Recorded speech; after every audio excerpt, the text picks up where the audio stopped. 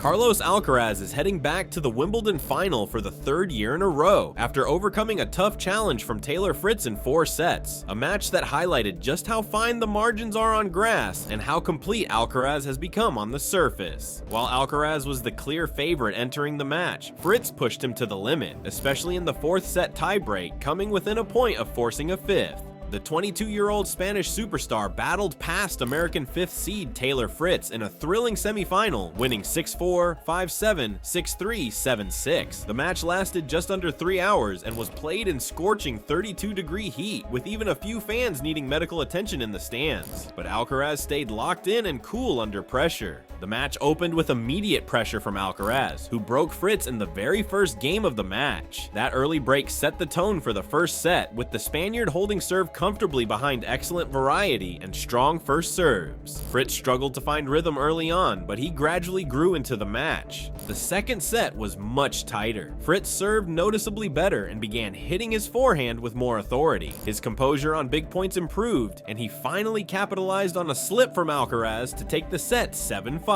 At that point, the contest looked wide open. Alcaraz responded with renewed intensity in the third set, rediscovering his depth on return and using his drop shots and net approaches to great effect. Fritz, who had been solid from the baseline, was occasionally dragged into uncomfortable positions and couldn't generate the same pressure on return. The 4th set was where the drama peaked. Both players held serve throughout, with Fritz especially impressive in fending off pressure games with aces and clutch first serves. The tiebreak looked like Fritz's breakthrough when he went up 6-4, earning 2 set points. But from there, Alcaraz elevated. He reeled off 4 straight points with bold attacking play and calm execution, ultimately sealing the match 8-6 in the breaker. Perhaps the most defining moment of the match was Fritz's inability to convert either of his 2 set points in the tiebreak in this set. On the first, Alcaraz hit a deep angled return that neutralized the point. On the second, Fritz played a passive forehand, giving Alcaraz a chance to reset and eventually take control. Fritz threw everything he had at him, but the defending champion didn't flinch. Fritz leaned heavily on his serve throughout the match and served brilliantly, particularly in the 4th set. He hit his spots and mixed in body serves to keep Alcaraz guessing. From the baseline, he played solid but conservative, often avoiding unnecessary risks, which worked for large stretches. However, that caution cost him during the set point at 6-6 in the 4th set tiebreak, where a more aggressive approach may have paid off. Alcaraz, on the other hand, showed greater tactical range. He attacked the net with success, used drop shots at just the right times, and changed paces frequently. His variety continues to separate him from most of the tour, especially on grass, where many still rely on traditional baseline patterns. He also shifted gears when needed, turning defense into offense with explosive movement and bold shot making. With this win, Alcaraz becomes only the 2nd Spanish man to reach the Wimbledon final 3 times. The first, none other than Rafael Nadal. Alcaraz once again showed why he is already one of the best clutch players in tennis. He saved 2 set points in the 4th set, just as he has saved match points and championship points in previous majors. That ability to rise precisely when required continues to define his Grand Slam performances. This wasn't Alcaraz's cleanest performance, but it showed his growing maturity on grass and his ability to problem solve mid-match. He wasn't dominant from start to finish, but when the moment came, he played like a champion. His serve continues to improve, and his all-court game makes him lethal in any matchup. For Fritz, this loss will sting. He had chances to extend the match and perhaps shift momentum, but Alcaraz's brilliance in key moments proved decisive. Still, this was a breakthrough Wimbledon for him, his first semifinal, and a sign that his game translates well to grass. He's clearly moved up a tier and is establishing himself as a legitimate contender in big events. Alcaraz, with his victory over Fritz, extended his Wimbledon win streak to 20 matches and has now won 24 consecutive matches overall, including 9 straight against top 20 opponents. His ability to rise in the biggest moments is backed by the numbers. This was his 12th win in his last 13 semifinal appearances across all levels. If he captures the title on Sunday, he will achieve back-to-back Channel Slams, winning Roland Garros and Wimbledon in the same season, a feat unmatched since Bjorn Borg in the Open era.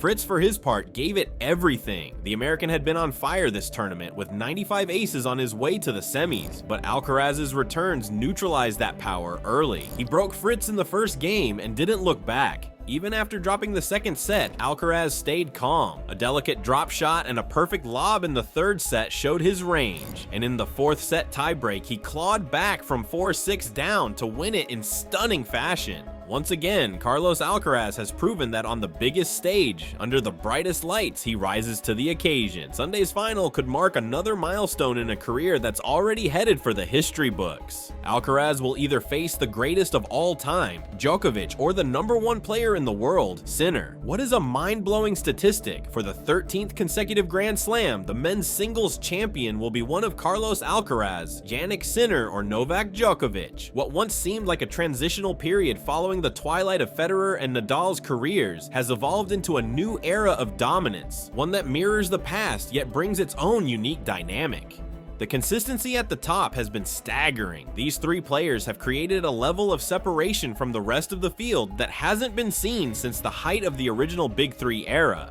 From the 2022 Wimbledon title won by Djokovic to the present, no other player has been able to break through their stranglehold on the sport's biggest stage. While the names may have changed, the formula remains the same: elite athleticism, relentless mental focus, and unmatched shot-making under pressure. Interestingly, fans have noted the symmetry between the eras. The old Big Three featured a Serbian, Djokovic, a Spaniard, Nadal, and a Swiss player fluent in German, Federer. The new one carries a similar profile with a Serbian, still Djokovic, a Spaniard, Alcaraz, and a German-speaking European in Sinner, who hails from the South Tyrol region of Italy. It's almost poetic how tennis continues this geographic and stylistic lineage at the highest level. But in reality, the only thing that is the same is the never-aging Djokovic. The longest Grand Slam title streak by three players is 18, held by Federer, Nadal, and Djokovic from the 2005 Roland Garros to the 2009 Wimbledon. Alcaraz, Sinner, and Djokovic are now at 13, and counting, with little reason to think the run is ending soon. Unlike the late 2000s and 10s, when players like Wawrinka, Thiem, or Medvedev occasionally interrupted the pattern, today's challengers from the 90s-born generation seem to have faded. As one comment bluntly stated, the rest of the field behind them is just nowhere near.